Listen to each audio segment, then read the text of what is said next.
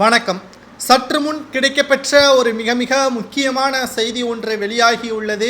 அமெரிக்காவிற்கு சென்ற முதல்வர் ஸ்டாலின் அவர்களுக்கு மிகப்பெரிய ஒரு அதிர்ச்சியான தகவல் வெளியாகி இருக்கிறது. முதலாவதாக திமுகவின் எம்பி ஜெகத் ரட்சகன் கைது செய்யப்படுகிறாரா?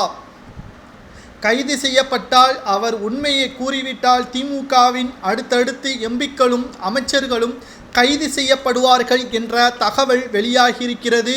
ஒட்டுமொத்தமாக அமெரிக்காவிற்கு சென்று 2 நாட்களில் 908 கோடி ரூபாய் முதலீடுகளை பெற்றுள்ளதாக கூறியிருக்கிறார். ஆனால் திமுகவின் எம்பி ஜெகத் ரட்சகன் அவர்கள் அமலாக்கத்துறை அதிகாரிகளுக்கு 1000 கோடி ரூபாய் அபதாரம் கொடுக்க வேண்டும் என்றும் தற்பொழுது செய்திகளை நம்மால் பார்க்க முடிகிறது.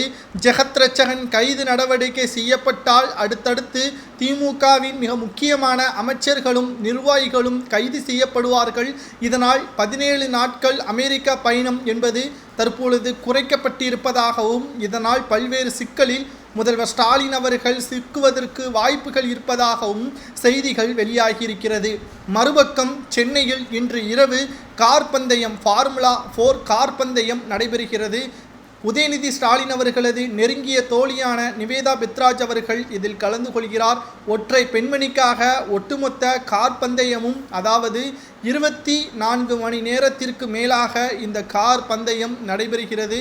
மக்கள் பயன்பாட்டிற்காக போக்குவரத்து தடை செய்யப்பட்டிருப்பது மிகப்பெரிய ஒரு அச்சத்தையும் தமிழக அரசின் மீது இருக்கக்கூடிய கோபத்தையும் இது வெளிப்படுத்துகிறது. ஏனென்றால் மக்களுக்கு பாதுகாக்கக்கூடிய வகையில்தான் திமுகவின் அரசு இருக்க வேண்டும். ஆனால் தற்பொழுது உதயநிதி ஸ்டாலின் அவர்கள் செய்யக்கூடிய ஒவ்வொரு செயல்பாடுகளும் மக்களுக்கு பாதிப்பை தான் உண்டாக்கி கொண்டிருக்கிறது.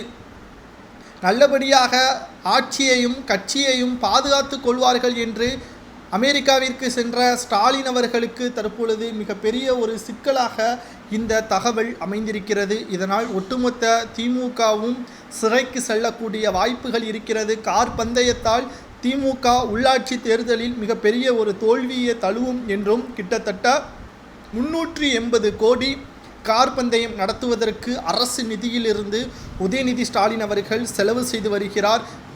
மிகப்பெரிய ஒரு பழமை வாய்ந்த பள்ளிக்கூடங்கள், கட்டிடக்கலைகள் சிறந்த முறையில் செயல்பட்டிருக்கலாம். உணவு, விளையாட்டிற்கான மேம்பாட்டு தளம், கபடி, ஜல்லிக்கட்டு போன்ற பாரம்பரிய விளையாட்டுகளுக்கு ஊக்குவிக்காமல் கார் பந்தயம் நடத்துவதால் என்ன பயன், இதனால் யார் பயனடைவார்கள் என்பது நமது அனைவருக்கும் நன்றாகவே தெரியும்.